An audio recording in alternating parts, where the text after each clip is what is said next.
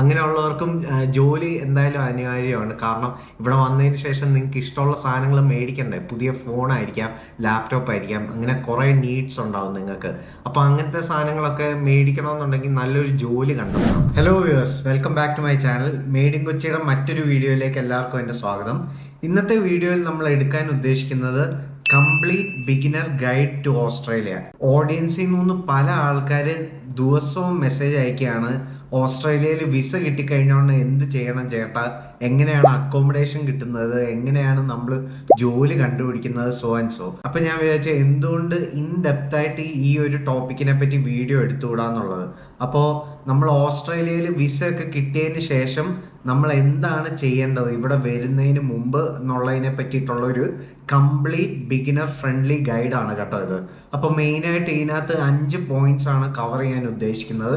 ഒന്ന്, നമുക്ക് അക്കോമഡേഷൻ, നമ്മളിവിടെ വരുന്നതിന് മുമ്പ് അക്കോമഡേഷൻ എങ്ങനെയാണ് നമ്മൾ സെറ്റ് ചെയ്യുക എന്നുള്ളത്.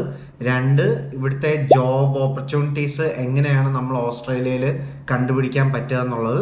3-ാമത്തെ കാര്യം എന്ന് പറയുന്നത് മലയാളി കമ്മ്യൂണിറ്റിയാണ്. മലയാളി കമ്മ്യൂണിറ്റി ഇവിടെ ഓസ്ട്രേലിയയിൽ എങ്ങനെ നമുക്ക് കണ്ടുപിടിക്കാൻ പറ്റും. പിന്നെ 4-ാമത്തെ കാര്യം എന്ന് പറയുന്നത് ഇവിടെ ഫുഡ് എങ്ങനെയൊക്കെയാണ് നമുക്ക് സോഴ്സ് ചെയ്യാൻ പറ്റുന്നത്. സൂപ്പർ മാർക്കറ്റ് ത്രൂ ആണോ, ഗ്രോസറി ഷോപ്പ് ത്രൂ ആണോ, മാർക്കറ്റ് വഴിയാണോ, അങ്ങനത്തെ കാര്യവും. പിന്നെ 5-ാമത്തെ എന്ന് പറയുന്നത് ഇവിടെ ബേസിക് ആയിട്ടുള്ള സംഭവങ്ങൾ എന്തൊക്കെയാണ് ഇവിടെ നമുക്ക് സർവൈവ് ചെയ്യാനായിട്ട് വേണ്ടത് നമ്മളിവിടെ ഓസ്ട്രേലിയയിൽ ആദ്യമായിട്ട് വരുന്ന സമയത്ത്. ഈ വീഡിയോയിലേക്ക് കടക്കുന്നതിന് മുമ്പ് എൻ്റെ ചാനലിൽ നിങ്ങൾ ആദ്യമായിട്ടാണ് കടന്നു വരുന്നതെന്നുണ്ടെങ്കിൽ, എൻ്റെ പേര് ബിനിൽ വർഗീസ്. ഞാനിവിടെ ഓസ്ട്രേലിയയിൽ വന്നിട്ട് ഏകദേശം 6 വർഷത്തോളമായി. ഇവിടെ ഓസ്ട്രേലിയയിൽ ഒരു പെർമനന്റ് റെസിഡന്റ് ആണ് ഞാൻ. അപ്പോൾ എൻ്റെ ചാനൽ ആദ്യമായിട്ടാണ് വരുന്നതെന്നുണ്ടെങ്കിൽ തീർച്ചയായിട്ടും സബ്സ്ക്രൈബ് ചെയ്യാൻ മറക്കരുത്. പിന്നെ എൻ്റെ പേഴ്സണൽ ഇൻസ്റ്റാഗ്രാം ഹാൻഡിലും ഉണ്ട്, മാൻ ബിഹൈൻഡ് TCG എന്ന് പറഞ്ഞ്. അതിലും കയറി ഫോളോ ചെയ്യുക, സപ്പോർട്ട് ചെയ്യുക. ലാസ്റ്റ് ആൻഡ് ഫൈനലായിട്ട് പറയാന്നുണ്ടെങ്കിൽ, ഈ വീഡിയോന് കടക്കുന്നതിന് മുമ്പ് ഈ വീഡിയോ ഇച്ചിരി ലെങ്ത് ഉണ്ടാവും. കാരണം മാക്സിമം ഇൻഫർമേഷനും വാല്യൂ ആണ് ഈ വീഡിയോ കൊണ്ട് ഞാൻ എടുക്കാൻ ഉദ്ദേശിക്കുന്നത്, ഫസ്റ്റ് ടൈം ഓസ്ട്രേലിയയിൽ വരുന്ന വ്യക്തികൾക്ക് വേണ്ടിയിട്ട്. അപ്പോൾ നിങ്ങൾ ഈ വീഡിയോ എൻഡ് വരെ സ്കിപ്പ് ചെയ്യാണ്ട് കാണുക. നിങ്ങൾക്കുള്ള ഒരു സജഷൻ എന്താണെന്ന് വെച്ച് കഴിഞ്ഞാൽ, ഈ വീഡിയോന്റെ പ്ലേ ബാക്ക് സ്പീഡ് എടുത്തിട്ട് 1.2 ആയിട്ട് സെലക്ട് ചെയ്യുന്നത് വളരെയധികം നല്ലതായിരിക്കും. അപ്പോൾ കുറച്ചുകൂടെ ഫാസ്റ്റ് ആയിട്ട് നിങ്ങൾക്ക് വീഡിയോ കാണാൻ പറ്റും, ഇൻഫർമേഷൻ പെട്ടെന്ന് നിങ്ങൾക്ക് അബ്സോർവ് ചെയ്യാൻ പറ്റും. അപ്പോൾ നമുക്ക് ഒട്ടും താമസിപ്പിക്കാതെ വീഡിയോയിലേക്ക് കടക്കാം. ആദ്യത്തെ പോയിന്റ് എന്ന് പറയുന്നത് അക്കോമഡേഷൻ ആണ്. അക്കോമഡേഷൻ അറേഞ്ച് ചെയ്യാൻ വേണ്ടിയിട്ട് ഇവിടെ പല ടൈപ്പ് മീഡിയ ഉണ്ട്. അപ്പോൾ നമ്മൾ മനസ്സിലാക്കേണ്ട കാര്യം എന്താന്ന് വെച്ച് കഴിഞ്ഞാൽ, ഇവിടെ ഓസ്ട്രേലിയയിൽ ഒരു റെന്റൽ ക്രൈസിസ് ആണ് നടന്നുകൊണ്ടിരിക്കുന്നത്. എൻ്റെ എല്ലാ വീഡിയോസിലും ഞാനിത് ഹൈലൈറ്റ് ചെയ്യാറുണ്ട്. നിങ്ങൾ ആദ്യമായിട്ടാണ് എൻ്റെ ചാനൽ വരുന്നതെന്നുണ്ടെങ്കിൽ നിങ്ങൾക്ക് ഈ ഒരു പോയിന്റ് എന്താണെന്നുള്ളത് അറിയത്തില്ല, അവർക്ക് വേണ്ടിയിട്ടാണ് ഞാൻ ഇത് പറയാൻ പോകുന്നത്. അപ്പോൾ ഇവിടുത്തെ റെന്റൽ ക്രൈസിസ് എന്ന് പറഞ്ഞു കഴിഞ്ഞാൽ, ഓസ്ട്രേലിയയിലെ വേക്കൻസി റേറ്റ് എന്ന് പറയുന്നത് 0.6% ആണ്. എന്ന് വെച്ച് കഴിഞ്ഞാൽ എല്ലാ 100 ഹൗസും ഇവിടെ ഓസ്ട്രേലിയയിൽ നോക്കുക എന്നുണ്ടെങ്കിൽ ഒരു വീട് പോലും വേക്കൻ്റ് അല്ല. അതിൻ്റെ അർത്ഥം എന്താണെന്ന് വെച്ച് കഴിഞ്ഞാൽ, നിങ്ങൾ ആദ്യമേ തന്നെ ഓസ്ട്രേലിയയിൽ വരുന്ന സമയത്ത് 3 അല്ലെങ്കിൽ 4 മാസം മിനിമം നിങ്ങൾ സെർച്ച് ചെയ്താൽ നിങ്ങൾക്ക് ഭാഗ്യം ഉണ്ടെങ്കിൽ നിങ്ങൾക്ക് വീട് കിട്ടും. അങ്ങനത്തെ ഒരു അഗ്ലി ആയിട്ടുള്ള ഒരു സിറ്റുവേഷൻ ആണിത്. അതുകൊണ്ട് ഞാൻ ഇവിടെ വരുന്ന എല്ലാവരുടെയും പറയുന്ന ഒരു കാര്യമാണ്, നമ്മൾ ഓസ്ട്രേലിയയിൽ വിസ കിട്ടിയതിന് ശേഷം നമ്മൾ ഫ്ലൈറ്റ് ടിക്കറ്റ് നോക്കുമല്ലോ, അതിന് പാരലായിട്ട് തന്നെ നിങ്ങൾ അക്കോമഡേഷനും നോക്കി തുടങ്ങിയിരിക്കണം. ഇവിടെ വന്നതിന് ശേഷം അക്കോമഡേഷൻ അറേഞ്ച് ചെയ്യാനാണ് നിൽക്കുന്നതെന്നുണ്ടെങ്കിൽ നിങ്ങൾ വളരെയധികം ഡിസപ്പോയിൻറ്റഡ് ആയിരിക്കും. കാരണം വീട് കിട്ടുന്നത് അത്ര എളുപ്പമുള്ള കാര്യമല്ല. അപ്പോൾ എങ്ങനെയാണ് നമുക്ക് വീട് കണ്ടുപിടിക്കാൻ പറ്റുന്നത്? ആദ്യത്തെ കാര്യം എന്ന് പറയുന്നത്, നമുക്ക് പരിചയക്കാരെ അല്ലെങ്കിൽ നമ്മുടെ നാട്ടുകാരെ റീച്ച് ഔട്ട് ചെയ്യുക. ഇവിടെ ഓസ്ട്രേലിയയിലുള്ള മലയാളികളെ നിങ്ങൾക്ക് വല്ലവരും പരിചയം ഉണ്ടെന്നുണ്ടെങ്കിൽ അവരുടെ അടുത്ത് റീച്ച് ഔട്ട് ചെയ്യുക. ഇനി വേഴ്സ്റ്റ് കേസ് സിനാരിയോ എന്ന് പറയുന്നത്, നിങ്ങൾക്ക് ഓസ്ട്രേലിയയിൽ ആരെയും പരിചയമില്ല, എൻ്റെ അതേ സിറ്റുവേഷൻ പോലെ തന്നെയാണ് നിങ്ങൾ വരുന്നതെന്നുണ്ടെങ്കിൽ നിങ്ങൾക്ക് ചെയ്യാൻ പറ്റിയ ഒരു ഈസി ആയിട്ടുള്ള ഒരു ടിപ്പ് ഞാൻ പറഞ്ഞുതരാം. ഫേസ്ബുക്കിൽ ഇഷ്ടം പോലെ മലയാളികളുടെ ഗ്രൂപ്പുണ്ട്. അപ്പോൾ ഈ മലയാളികളുടെ ഗ്രൂപ്പിൽ നമ്മൾ കയറുക. എങ്ങനെയാണ് നമ്മൾ ഈ മലയാളികളുടെ ഗ്രൂപ്പ് കണ്ടുപിടിക്കുക? സിമ്പിളായിട്ട് ഫേസ്ബുക്കിൽ പേജസിന്റെ സെക്ഷനിൽ കയറിയിട്ട് മലയാളീസ് ഇൻ സിഡ്നി, അഥവാ നമ്മളിപ്പോൾ മെൽബണിലാണ് പോകുന്നതെങ്കിൽ മലയാളീസ് ഇൻ മെൽബൺ എന്ന് പറഞ്ഞ് അടിച്ചു കൊടുത്തു കഴിഞ്ഞാൽ മലയാളികളുടെ ഫേസ്ബുക്ക് ഗ്രൂപ്പ് പേജുകൾ ഇഷ്ടം പോലെ കാണിക്കും. അതിനകത്ത് ആദ്യം നിങ്ങൾ ചെയ്യേണ്ടത് എന്താന്ന് വെച്ച് കഴിഞ്ഞാൽ അതിൽ ഓരോ റിക്വസ്റ്റ് കൊടുക്കുക ജോയിൻ ചെയ്യാനായിട്ട്. അപ്പോൾ എന്താ സംഭവിക്കുന്നതെന്ന് വെച്ച് കഴിഞ്ഞാൽ ആ പേജിന്റെ അഡ്മിന് ഒരു നോട്ടിഫിക്കേഷൻ കിട്ടും. ആ നോട്ടിഫിക്കേഷൻ കിട്ടിയതിന് ശേഷം ഏതാനും മണിക്കൂറുകൾക്കുള്ളിൽ അഡ്മിൻ നിങ്ങളെ അപ്രൂവ് ചെയ്യും.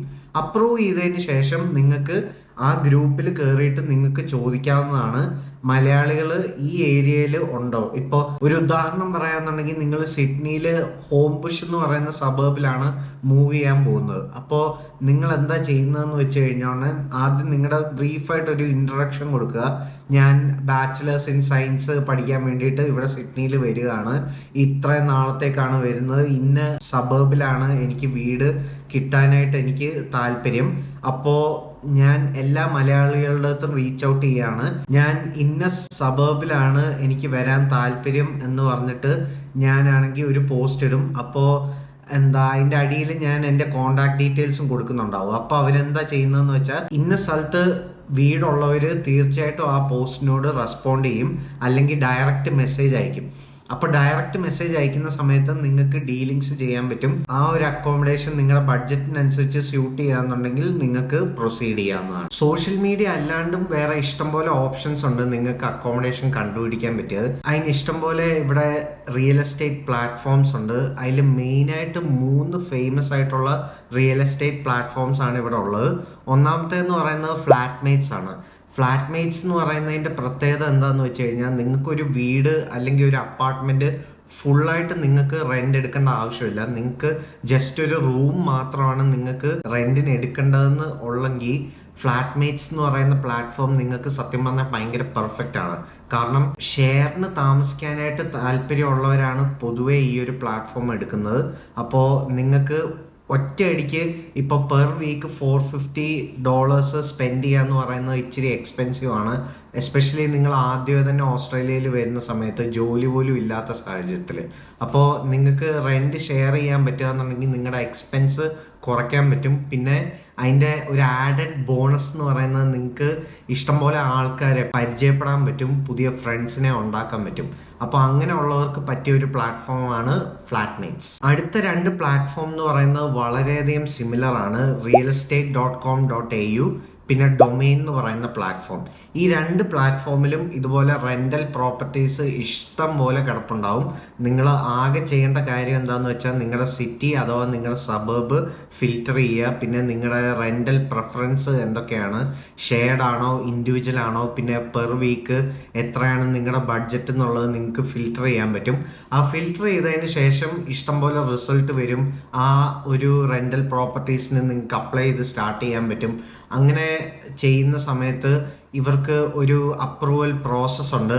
ഇപ്പോൾ സപ്പോസ് ഒരു വീടിന് ഏകദേശം 30 പേരാണ് അപ്ലൈ ചെയ്യുന്നതെന്നുണ്ടെങ്കിൽ റെൻ്റൽ ഏജൻസീസ് നിങ്ങളുടെ പ്രൊഫൈല് ആദ്യം ഫിൽറ്റർ ചെയ്തിട്ട് ഒരു 5 പ്രൊഫൈല് നമ്മുടെ ലാൻഡ് ലോഡ് അഥവാ വീടിൻ്റെ ഉടമസ്ഥന് കൊടുക്കും. എന്നിട്ട് ലാൻഡ് ലോഡാണ് ലാസ്റ്റ് ഡിസൈഡ് ചെയ്യുന്നത് ആർക്കാണ് ഈ പ്രോപ്പർട്ടി ലീസിന് കൊടുക്കേണ്ടതെന്നുള്ളത്. അപ്പോൾ ഈ 2 പ്ലാറ്റ്ഫോമിൻ്റെ പ്രത്യേകത എന്താണെന്ന് വെച്ച് കഴിഞ്ഞാൽ ഇത് പൊതുവേ ഒരു വീട് അല്ലെങ്കിൽ ഒരു അപ്പാർട്ട്മെൻറ്റ് ഫുള്ളായിട്ട് എടുക്കുന്നതിലാണ് ഇതിൻ്റെ മെയിൻ അഡ്വാൻറ്റേജ് എന്ന് പറയുന്നത്. അപ്പോൾ നിങ്ങൾ ഇവിടെ ഫാമിലി ആയിട്ട് എസ്പെഷ്യലി വൈഫും പിള്ളേരും ഒക്കെ ആയിട്ടാണ് വരുന്നതെന്നുണ്ടെങ്കിൽ ഷെയർഡ് അക്കോമഡേഷനിൽ താമസിക്കുന്നത് ഇച്ചിരി ബുദ്ധിമുട്ടാണ്. കാരണം പ്രൈവസിയും ഒക്കെ കുറേ ഇഷ്യൂസ് ആണല്ലോ. അപ്പോൾ അങ്ങനെയുള്ളവർക്ക് പറ്റിയ 2 പ്ലാറ്റ്ഫോമാണ് realestate.com.auയും പിന്നെ ഡൊമെയിനും. അടുത്ത പോയിന്റ് എന്ന് പറയുന്നത് ജോബാണ്. നമ്മളിവിടെ വന്നതിന് ശേഷം ആദ്യമേ തന്നെ നമ്മൾ കണ്ടുപിടിക്കാൻ ഉദ്ദേശിക്കുന്ന ഒരു സംഭവം ജോലിയാണ്. കാരണം നമുക്ക് ഇവിടുത്തെ ലിവിങ് എക്സ്പെൻസ് എല്ലാം കവർ ചെയ്യണമല്ലോ. പിന്നെ നാട്ടിലെ ചിലവുകളും കാണും, വീട്ടുകാർക്ക് പൈസ അയച്ചു കൊടുക്കണം. അങ്ങനെ കുറേ റെസ്പോൺസിബിലിറ്റീസ് ആയിട്ടായിരിക്കും നിങ്ങൾ ആദ്യം ഇവിടെ വരുന്നത്. അല്ലാത്ത പക്ഷം കുറേ ചെറുപ്പക്കാർ ഇവിടെ വരാറുണ്ട് റെസ്പോൺസിബിലിറ്റീസ് ഒന്നും ഇല്ലാത്തത്. അങ്ങനെയുള്ളവർക്കും ജോലി എന്തായാലും അനിവാര്യമാണ്. കാരണം ഇവിടെ വന്നതിന് ശേഷം നിങ്ങൾക്ക് ഇഷ്ടമുള്ള സാധനങ്ങൾ മേടിക്കണ്ടേ. പുതിയ ഫോണായിരിക്കാം, ലാപ്ടോപ്പ് ആയിരിക്കാം, അങ്ങനെ കുറേ നീഡ്സ് ഉണ്ടാവും നിങ്ങൾക്ക്. അപ്പോൾ അങ്ങനത്തെ സാധനങ്ങളൊക്കെ മേടിക്കണമെന്നുണ്ടെങ്കിൽ നല്ലൊരു ജോലി കണ്ടെത്തണം. അപ്പോൾ ജോലി കണ്ടെത്തുക എന്ന് പറയുമ്പോൾ ഇഷ്ടംപോലെ വേസ് ഉണ്ട് ഇവിടെ നമുക്ക് ജോലി കണ്ടെത്താൻ പറ്റുന്നത്. ആദ്യം തന്നെ നിങ്ങൾ ജോലിക്ക് അപ്ലൈ ചെയ്യുന്നതിന് മുമ്പ് നിങ്ങൾ 2 കാര്യമാണ് മെയിനായിട്ട് അറിഞ്ഞിരിക്കേണ്ടത്. ഒന്നാമത്തെ കാര്യം എന്ന് പറയുന്നത് രണ്ട് ടൈപ്പ് ജോബ്സ് ആണ് ഇവിടെ ഓസ്ട്രേലിയയിൽ അവൈലബിൾ ആയിട്ടുള്ളത്. ഒന്ന് പ്രൊഫഷണൽ ആയിട്ടുള്ള ജോബ്സും ഒന്ന് നോൺ പ്രൊഫഷണൽ ആയിട്ടുള്ള ജോബ്സും. അപ്പോൾ ഈ പ്രൊഫഷണൽ ആയിട്ടുള്ള ജോബ്സ് എന്ന് പറയുന്ന ഒരു ഓഫീസ് സെറ്റിംഗിൽ അല്ലെങ്കിൽ വൈറ്റ് കോളർ ജോബ്സ് എന്നൊക്കെ പറയുന്ന ടൈപ്പ് ജോലികളാണ് പൊതുവെ ഈ ഒരു പ്രൊഫഷണൽ ജോബ്സ് കൊണ്ട് ഉദ്ദേശിക്കുന്നത്. അടുത്തതെന്ന് പറയുന്നത് നമ്മൾ നോൺ പ്രൊഫഷണൽ ആയിട്ടുള്ള ജോബ്സ് ആണ്. എന്ന് പറഞ്ഞു കഴിഞ്ഞാൽ കിച്ചൺ ഹാൻഡ്, ഡെലിവറി ഡ്രൈവർ, പിന്നെ ബ്രിക്ക് ലെയർ, അങ്ങനെ ഫിസിക്കലി ആയിട്ട് ഇൻവോൾവിംഗ് ആയിട്ടുള്ള ജോബ്സിനെയാണ് മെയിനായിട്ട് നോൺ പ്രൊഫഷണൽ ജോബ്സ് എന്ന് പറയുന്നത്. അപ്പോൾ ഈ ഒരു മെയിൻ 2 പോയിന്റാണ് നിങ്ങൾ ശ്രദ്ധിക്കേണ്ടത്. അപ്പോൾ പ്രൊഫഷണലി ആയിട്ടുള്ള എല്ലാ ജോബ്സിനും നിങ്ങൾക്ക് ഫസ്റ്റ് അപ്ലൈ ചെയ്യുന്നതിന് മുമ്പ് നിങ്ങൾക്ക് റെസ്യൂമേ അഥവാ കരിക്കുലം വിറ്റേ എന്ന് പറയുന്ന ഒരു ഡോക്യുമെന്റ് ആവശ്യമുണ്ട്. ഈ ഒരു ഡോക്യുമെന്റ് പ്രത്യേകത എന്താണെന്ന് വെച്ച് കഴിഞ്ഞാൽ നിങ്ങൾ പാസ്റ്റ് എവിടെയാണ് നിങ്ങൾ പഠിച്ചിരുന്നത്, എന്തൊക്കെ സ്കില്ലാണ് നിങ്ങൾക്ക് ഉണ്ടായിരുന്നത്, എത്ര ടൈം എടുത്തിട്ടാണ് നിങ്ങളുടെ എഡ്യൂക്കേഷൻ നിങ്ങൾ ചെയ്തു തീർത്തിരുന്നത്, പിന്നെ നാട്ടിൽ നിങ്ങൾ നിന്നിരുന്ന സമയത്ത് നിങ്ങൾക്ക് വല്ല ജോലി ഉണ്ടായിരുന്നോ, അങ്ങനെയാണെന്നുണ്ടെങ്കിൽ ഏതൊക്കെ ജോലിയാണ് നിങ്ങൾ വർക്ക് ചെയ്തിരുന്നത് എന്ന് ഡീറ്റെയിൽ ആയിട്ട് പറയുന്ന ഒരു ഡോക്യുമെന്റ് ആണ് ഈ റെസ്യൂമേ. അപ്പോൾ റെസ്യൂമേ ഉണ്ടെന്നുണ്ടെങ്കിലേ നിങ്ങൾക്ക് ഈ പ്രൊഫഷണൽ ആയിട്ടുള്ള ജോബ്സിന് നിങ്ങൾക്ക് അപ്ലൈ ചെയ്യാൻ പറ്റുള്ളൂ. അപ്പോൾ ഇതിന് ഇഷ്ടം പോലെ വേസ് ഉണ്ട് നിങ്ങൾക്ക് ഈ റെസ്യൂമേ ഉണ്ടാക്കാൻ പറ്റിയത്. ഞാൻ മെയിനായിട്ട് സജസ്റ്റ് ചെയ്യുന്നത് ATS ഫ്രണ്ട്ലി ആയിട്ടുള്ള ഒരു റെസ്യൂമേ അഥവാ CV നിങ്ങൾ ബിൽഡ് ചെയ്യുക എന്നുള്ളതാണ്. ഇപ്പോൾ എങ്ങനെയാണ് ആ CV ഉണ്ടാക്കുക എന്ന് ഓർത്തിട്ട് നിങ്ങൾ ടെൻഷൻ അടിക്കേണ്ട. എൻ്റെ കയ്യിൽ ഓൾറെഡി ATS ഫ്രണ്ട്ലി ആയിട്ടുള്ള ഒരു റെസ്യൂമേയുടെ ടെംപ്ലേറ്റ് ഉണ്ട്. നിങ്ങൾക്ക് ആ ടെംപ്ലേറ്റ് വേണമെന്നുണ്ടെങ്കിൽ ഞാൻ അയച്ചു തരാം. ആകെപ്പാടെ നിങ്ങൾ ചെയ്യേണ്ടത് ഈ വീഡിയോൻ്റെ താഴെ റെസ്യൂമേ അഥവാ CV എന്ന് പറഞ്ഞ് കമൻറ്റ് ചെയ്താൽ മതി, ഞാൻ നിങ്ങൾക്ക് ഫോർവേഡ് ചെയ്ത് തരാം. അപ്പോൾ ആ അയച്ചു തരുന്ന ടെംപ്ലേറ്റ് വെച്ചിട്ട് നിങ്ങൾ ബേസിക് ആയിട്ടുള്ള നിങ്ങളുടെ ഇൻഫർമേഷൻ, പേര്, ഡീറ്റെയിൽസ്, ഫോൺ നമ്പർ, ഇമെയിൽ, അങ്ങനത്തെ കാര്യങ്ങളൊക്കെ ഫില്ല് ചെയ്യുക. നിങ്ങളുടെ പ്രീവിയസ് എഡ്യൂക്കേഷണൽ ക്വാളിഫിക്കേഷൻസ് എന്തൊക്കെയാണ്, നിങ്ങൾക്ക് നാട്ടിൽ വല്ല വർക്ക് എക്സ്പീരിയൻസ് ഉണ്ടായിരുന്നോ, ഡ്രൈവേഴ്സ് ലൈസൻസ് ഉണ്ടെങ്കിൽ അതിനെ പറ്റിയിട്ടുള്ള ഡീറ്റെയിൽസ് കൊടുക്കുക. അപ്പം ഞാൻ നേരത്തെ പറഞ്ഞ പോലെ തന്നെ പ്രൊഫഷണൽ ജോബ്സ് അപ്ലൈ ചെയ്യണമെന്നുണ്ടെങ്കിൽ അഗൈൻ ഇഷ്ടംപോലെ പ്ലാറ്റ്ഫോംസ് ഉണ്ട്. സീക്ക്, ജോറ അഥവാ ലിങ്ക്ഡിൻ, ഈ 3 പ്ലാറ്റ്ഫോമും വളരെയധികം നല്ല വെബ്സൈറ്റ്സ് ആണ് നിങ്ങൾക്ക് പ്രൊഫഷണൽ ജോബ്സ് കണ്ടെത്താനായിട്ട്. ഫോർ ഇൻസ്റ്റൻസ് നിങ്ങൾ നാട്ടിൽ സിവിൽ എഞ്ചിനീയറിംഗ് ആണ് ചെയ്തിരുന്നതെന്നുണ്ടെങ്കിൽ സിവിൽ എഞ്ചിനീയറിംഗ് റിലേറ്റഡ് ജോബ്സ് നിങ്ങൾക്ക് ഇവിടെ അപ്ലൈ ചെയ്യാൻ പറ്റും. അപ്പോൾ അഗൈൻ ഈ 3 പ്ലാറ്റ്ഫോം നിങ്ങളെ വളരെയധികം ഹെൽപ്പ് ചെയ്യും. ഇനി നോൺ പ്രൊഫഷണൽ ആയിട്ടുള്ള ജോബ്സിന് അപ്ലൈ ചെയ്യാനാണെന്നുണ്ടെങ്കിലും ഇഷ്ടംപോലെ പ്ലാറ്റ്ഫോം ഉണ്ട്. അഗൈൻ വളരെ ഈസി ആയിട്ട് ജോബ്സ് കിട്ടുന്ന പ്ലാറ്റ്ഫോം എന്ന് പറയുന്നത് ഫേസ്ബുക്കിനകത്തെ ഗ്രൂപ്പ്സ്, ഇതുപോലെ തന്നെ ജോബ്സ് ഇൻ സിഡ്നി അല്ലെ ജോബ്സ് ഇൻ മെൽബൺ, അങ്ങനെ ഒക്കെ പറഞ്ഞ് ഇഷ്ടംപോലെ ജോബ്സിൻ്റെ ഫേസ്ബുക്ക് ഗ്രൂപ്പ്സ് ഉണ്ട്. ആ ഗ്രൂപ്പുകളിൽ അഗൈൻ നേരത്തെ പറഞ്ഞ പോലെ തന്നെ നിങ്ങൾ റിക്വസ്റ്റ് അയച്ച് അഡ്മിൻ നിങ്ങളെ അപ്രൂവ് ചെയ്യും. അപ്രൂവ് ചെയ്തതിന് ശേഷം റീച്ച് ഔട്ട് ചെയ്യുക. ജോലി സാധ്യതകൾ ഉണ്ടോ എന്നുള്ളത് അഡ്മിൻ്റെ അകത്തോ അല്ലെങ്കിൽ അവിടുത്തെ മെമ്പേഴ്സിൻ്റെ അകത്തോ ചോദിക്കുക. അപ്പോൾ അവർ നിങ്ങളുടെ അടുത്ത് പറയും എന്തൊക്കെ ജോലിയാണ് അവൈലബിൾ എന്നുള്ളത്. രണ്ടാമത്തെ പ്ലാറ്റ്ഫോം എന്ന് പറയുന്നത് ഗംട്രി ആണ്. ഗംട്രി അഗൈൻ വളരെയധികം വേഴ്സറ്റൈൽ ആയിട്ടും ഇൻഫോർമേറ്റീവ് ആയിട്ടുള്ള ഒരു വെബ്സൈറ്റ് ആണ്. ഇഷ്ടംപോലെ നോൺ പ്രൊഫഷണൽ ജോബ്സ്, അതും നിങ്ങൾക്ക് റെസ്യൂമേയുടെ ഒന്നും ആവശ്യമില്ല, ഒരു സ്കില്ലോ ആവശ്യമില്ല. ഇപ്പോൾ എൻ്റെ ഒരു കേസ് പറയാന്നുണ്ടെങ്കിൽ ഞാൻ നാട്ടിൽ നിന്ന് വരുന്ന സമയത്ത് എനിക്ക് 0 വർക്ക് എക്സ്പീരിയൻസ് ആണ് ഉണ്ടായിരുന്നത്. ഞാൻ ഒരു സ്ഥലത്ത് ഞാൻ ഇതിനു മുമ്പ് വർക്ക് ചെയ്തിട്ടില്ലായിരുന്നു. ആകെപ്പാടെ വർക്ക് ചെയ്തിട്ടുണ്ടായിരുന്നത് എൻ്റെ ഫാദറിൻ്റെ റെസ്റ്റോറൻറ്റിൽ മാത്രമാണ്. അതല്ലാണ്ട് എനിക്ക് ഔട്ട്സൈഡ് ഒരു ഓർഗനൈസേഷനിൽ യാതൊരു വർക്ക് എക്സ്പീരിയൻസും ഇല്ലായിരുന്നു. അപ്പോൾ എനിക്ക് സ്വാഭാവികമായിട്ടും എൻ്റെ റെസ്യൂമേയിൽ എനിക്കൊന്നും കാണിക്കാനില്ലായിരുന്നു. അപ്പോൾ എനിക്ക് പറ്റിയിട്ടുണ്ടായിരുന്ന സ്യൂട്ടബിളായിട്ടുണ്ടായിരുന്ന വെബ്സൈറ്റ് എന്ന് പറയുന്നത് ഗംട്രിയും ഫേസ്ബുക്കും ആയിരുന്നു. കാരണം non professional jobs especially resume ഇല്ലാത്തവർക്ക് എളുപ്പത്തിന് കണ്ടുപിടിക്കാൻ പറ്റിയ വെബ്സൈറ്റ്സ് ആണത്. മൂന്നാമതെന്ന് പറയുന്നത് നിങ്ങൾ ഫ്രണ്ട്സ് അഥവാ മലയാളികളുടെ കമ്മ്യൂണിറ്റി എങ്ങനെ ഓസ്ട്രേലിയയിൽ കണ്ടുപിടിക്കാൻ പറ്റും. എഗൈൻ ഞാൻ എല്ലാ ദിവസവും ഏകദേശം ഒരു 3-5 മെസ്സേജ് എനിക്ക് കിട്ടാറുണ്ട്, ചേട്ടാ ഇവിടെ വന്നതിന് ശേഷം എങ്ങനെ മലയാളികളെ കണ്ടുപിടിക്കാൻ പറ്റുന്നത്, അതിനെപ്പറ്റി ഒരു വീഡിയോ ഇടാവോ എന്ന് ചോദിച്ച്. അപ്പോൾ അതുകൊണ്ടാണ് ഈ ഒരു ബിഗിനർ ഫ്രണ്ട്ലി ആയിട്ടുള്ള വീഡിയോയിൽ ഞാൻ ഇടാൻ ഉദ്ദേശിക്കുന്നത്. ഇഷ്ടംപോലെ മാർഗങ്ങളുണ്ട് നമുക്ക് ഇവിടെ ഫ്രണ്ട്സിനെ അഥവാ മലയാളി കമ്മ്യൂണിറ്റീനെ കണ്ടുപിടിക്കാൻ പറ്റിയത്. ആദ്യം തന്നെ നിങ്ങൾ മനസ്സിലാക്കേണ്ടത് ഇവിടെ ഇഷ്ടം പോലെ സ്പോർട്സ് അഥവാ മലയാളി കമ്മ്യൂണിറ്റീസിന്റെ ഇവന്റ്സ് ഉണ്ട്. ഈ സ്പോർട്സ് കൊണ്ട് ഉദ്ദേശിക്കുന്നത് എന്താണ്? ക്രിക്കറ്റ്, ബാഡ്മിൻ്റൺ, ഫുട്ബോള് അങ്ങനെയൊക്കെ നിങ്ങൾക്ക് കളിക്കാൻ ഇൻട്രസ്റ്റ് ഉള്ള ആൾക്കാരാണെന്നുണ്ടെങ്കിൽ മലയാളി കമ്മ്യൂണിറ്റികൾ ഹോസ്റ്റ് ചെയ്യുന്ന ഇഷ്ടം പോലെ സ്പോർട്ട് ഇവൻറ്റ്സ് ഉണ്ട്. ആഴ്ചയിൽ 2 ദിവസം 3 ദിവസം ട്രെയിനിങ് വരുന്നത്. ഇപ്പം എൻ്റെ ഒരു കേസ് പറയാന്നുണ്ടെങ്കിൽ എനിക്ക് ബാഡ്മിൻ്റൺ വളരെയധികം ഇഷ്ടമുള്ള ഒരു സ്പോർട്ടാണ്. ബാഡ്മിൻ്റൺ ത്രൂ ആണ് എനിക്കിവിടെ സിഡ്നിയിൽ ഇഷ്ടംപോലെ മലയാളികളെ പരിചയപ്പെടാൻ പറ്റിയത്. എന്നെ അറിയാവുന്നവർക്ക് നന്നായിട്ട് അറിയാവുന്ന ഒരു ഫാക്റ്റാണ്, ഞാൻ 5 വർഷത്തിന് മുകളിൽ മെൽബണിലാണ് താമസിച്ചിരുന്നത്. അപ്പോൾ എനിക്കിവിടെ ഓസ്ട്രേലിയയിലുള്ള 90% ഫ്രണ്ട്സും മെൽബണിലാണ് ഇപ്പോൾ ഉള്ളത്. പിന്നെ ഏകദേശം 5-6 മാസങ്ങൾക്ക് മുമ്പ് നല്ലൊരു ജോലി എനിക്ക് സിഡ്നിയിൽ കിട്ടിയപ്പോഴാണ് ഞാൻ ഇങ്ങോട്ടേക്ക് മാറുന്നത്. എനിക്ക് ലിറ്ററലി 0 ആൾക്കാരെ ആയിരുന്നു എനിക്ക് സിഡ്നിയിൽ എനിക്ക് പരിചയമുള്ളത്. എങ്കിൽ പോലും ഞാൻ മൂവ് ചെയ്യാനായിട്ടുള്ള ഡിസിഷൻ എടുത്തു.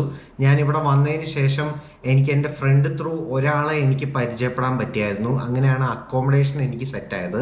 അക്കോമഡേഷൻ സെറ്റായതിന് ശേഷം ആ ഒരു ഒറ്റ മലയാളി ത്രൂ ആണ് എനിക്ക് പരിചയമുള്ള ഏകദേശം 80% മലയാളികളെ എനിക്ക് അറിയാവുന്നത്. അപ്പോൾ പുള്ളി വഴി ഇഷ്ടംപോലെ കോണ്ടാക്ട്സിനെ എനിക്ക് പരിചയപ്പെടാൻ പറ്റി. ഒരു ബാഡ്മിൻ്റണിൽ ആക്റ്റീവായിട്ടുണ്ടായിരുന്ന ഒരു മെമ്പറിനെ എനിക്ക് പരിചയപ്പെടാൻ പറ്റി. പുള്ളിയുടെ പേര് ബിജു എന്നാണ്. ആ ബിജു എന്ന് പറയുന്ന വ്യക്തിനെ കൊണ്ടാണ് എനിക്ക് ഇഷ്ടംപോലെ ബാഡ്മിൻ്റൺ ഫ്രണ്ട്സിനെയും, പിന്നെ ഞാൻ ആഴ്ചയിൽ ഇപ്പം 3 ദിവസം ഞാൻ ബാഡ്മിൻ്റൺ കളിക്കുന്നുണ്ട്. അപ്പോൾ എനിക്ക് ഇഷ്ടംപോലെ മലയാളി ഫ്രണ്ട്സിനെയും ഉണ്ടാക്കാൻ പറ്റിയത് ആ ഒരു ഒറ്റ ഒരാളെ കൊണ്ടാണ്. ഇനിയിപ്പം നിങ്ങൾ സ്പോർട്സിൽ ഇൻവോൾവ് അല്ലാത്തൊരു വ്യക്തിയാണെന്നുണ്ടെങ്കിൽ ഇവിടെ ഇഷ്ടംപോലെ മലയാളികളുടെ ഇവൻറ്റ്സ് നടക്കാറുണ്ട്. ഒരു ഉദാഹരണം പറയാന്നുണ്ടെങ്കിൽ എല്ലാ വർഷവും ഇവിടെ ഓണാഘോഷം നടക്കാറുണ്ട്. എസ്പെഷ്യലി ഇഷ്ടംപോലെ മലയാളി കമ്മ്യൂണിറ്റികളുണ്ട്. മലയാളി കമ്മ്യൂണിറ്റികൾ എന്ന് പറയുമ്പോൾ എന്താണ്, അവർക്ക് ഓരോ അസോസിയേഷൻ ഫോം ചെയ്തിട്ടുണ്ട് എല്ലാ സബർബിലും. For instance Navodaya, grandma, MMYA, അങ്ങനെ ഇഷ്ടം പോലെ മലയാളി അസോസിയേഷൻസ് ഉണ്ട് ഇവിടെ ഓസ്ട്രേലിയയിൽ. അപ്പം നിങ്ങൾ ഫേസ്ബുക്കിൽ അടിച്ചു കൊടുത്തു കഴിഞ്ഞാൽ നിങ്ങൾക്ക് കിട്ടും ഇവരെ. എന്നിട്ട് ഇവരുടെ കമ്മ്യൂണിറ്റിയിൽ ജോയിൻ ചെയ്യുക. അപ്പോൾ ഇവർക്ക് എല്ലാ ഇവൻറ്റും വർഷത്തിൽ ഇപ്പോൾ ദിവാലി സെലിബ്രേഷൻ ആവാം, അല്ലെങ്കിൽ ഓണാഘോഷം ആവാം, ക്രിസ്മസ് ആവാം, ന്യൂ ഇയർ സെലിബ്രേഷൻ ആവാം, അങ്ങനെ എന്ത് സംഭവം ഉണ്ടെങ്കിലും ഇവരുടെ ഗ്രൂപ്പിൽ പോസ്റ്റ് ചെയ്യും. എന്നിട്ട് ഇങ്ങനെയുള്ള ഇവൻറ്റ്സിൽ നിങ്ങൾ പോകണം, ആ ഒരു ഇനീഷ്യേറ്റീവ് എടുക്കണം. അപ്പോൾ ഇഷ്ടംപോലെ മലയാളികളെ നിങ്ങൾക്ക് പരിചയപ്പെടാൻ പറ്റും, ഇഷ്ടംപോലെ ആൾക്കാരായിട്ട് നിങ്ങൾക്ക് കമ്പനി അടിക്കാൻ പറ്റും. അങ്ങനെയാണ് നിങ്ങളിവിടെ ഓസ്ട്രേലിയയിൽ ഫ്രണ്ട്സിനെ ഉണ്ടാക്കാൻ പോകുന്നത്. പിന്നെ മൂന്നാമത്തെ ഓപ്ഷൻ എന്ന് പറയുന്നത്, നിങ്ങൾ റിലീജിയസ് ആയിട്ടുള്ള ഒരു വ്യക്തിയാണെന്നുണ്ടെങ്കിൽ നിങ്ങളുടെ റിലീജിയസ് പ്ലേസിലും ഇഷ്ടംപോലെ മലയാളി കമ്മ്യൂണിറ്റീനെ നിങ്ങൾക്ക് ആക്സസ് ചെയ്യാൻ പറ്റും. അത് വളരെയധികം ഈസി ആയിട്ടുള്ള ഒരു സൊല്യൂഷനാണ്. എൻ്റെ കേസിൽ പറയുകയാണെന്നുണ്ടെങ്കിൽ ഞാനൊരു ക്രിസ്ത്യനാണ്. ഇവിടെ സിഡ്നിയിൽ വന്നതിന് ശേഷം ഏകദേശം ഒരാഴ്ചയ്ക്ക് ഉള്ളിൽ തന്നെ ഞാനൊരു പള്ളി കണ്ടുപിടിച്ചു. ആ പള്ളിയിൽ ചെന്നപ്പോഴാണ് മനസ്സിലായത് അതൊരു മലയാളികളുടെ പള്ളിയാണെന്നുള്ളത്. ഏകദേശം 150 ഫാമിലി, മലയാളി ഫാമിലി ഉള്ള ഒരു പള്ളിയാണത്. അങ്ങനെ എനിക്ക് ഇഷ്ടംപോലെ ഫ്രണ്ട്സിനെയും കോണ്ടാക്ട്സിനെയും എനിക്ക് ബിൽഡ് ചെയ്യാൻ പറ്റി. 4-മത്തെ കാര്യം എന്ന് പറയുന്നത് ഫുഡാണ്.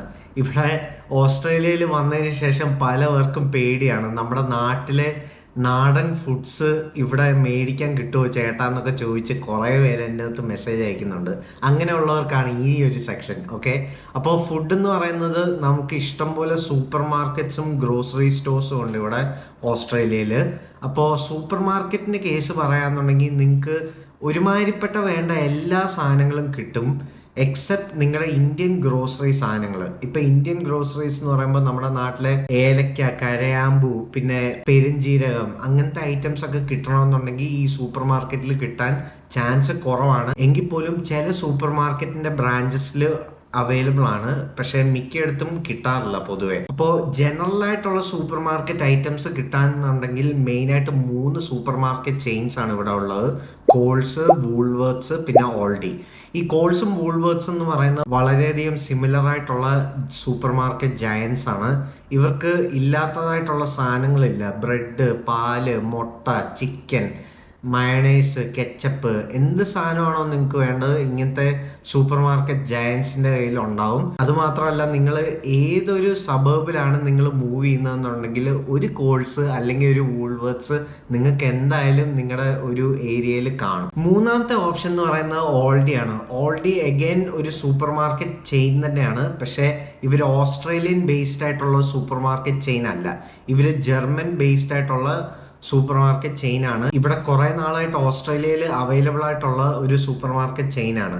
ഇവരുടെ പ്രത്യേകത എന്താന്ന് വെച്ചാൽ ഇവരുടെ പ്രൈസ് ഭയങ്കര അധികം ലോ ആണ് ഈ കോൾസും വൂൾവർട്സിനെ കമ്പാരിറ്റീവ്ലി. പക്ഷേ അവർക്ക് കുറെ ഡിസഡ്വാൻറ്റേജസും ഉണ്ട്. എന്താന്ന് വെച്ച് കഴിഞ്ഞാൽ അവരുടെ ഐറ്റംസ് അവരുടെ സ്റ്റോറിലുള്ളതിൻ്റെ ക്വാണ്ടിറ്റി വളരെയധികം കുറവാണ്.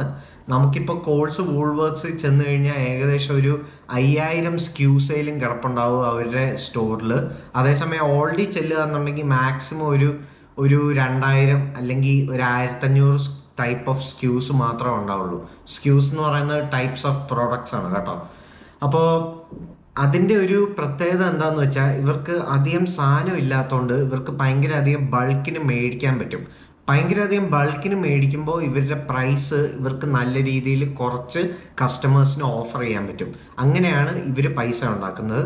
അതേസമയം കൺസ്യൂമേഴ്സിന് നല്ല കോസ്റ്റ് എഫക്റ്റീവ് ആയിട്ടുള്ള പ്രൈസിൽ സാധനങ്ങൾ മേടിക്കാനും പറ്റും. എൻ്റെ പേഴ്സണൽ ചോയ്സ് എന്ന് പറയുന്നത് ഓൾഡിയാണ്. കാരണം നിങ്ങൾക്ക് 70% ആവശ്യമുള്ള എല്ലാ സാധനങ്ങളും നിങ്ങൾക്ക് ഓൾഡിയിൽ അവൈലബിൾ ആണ്.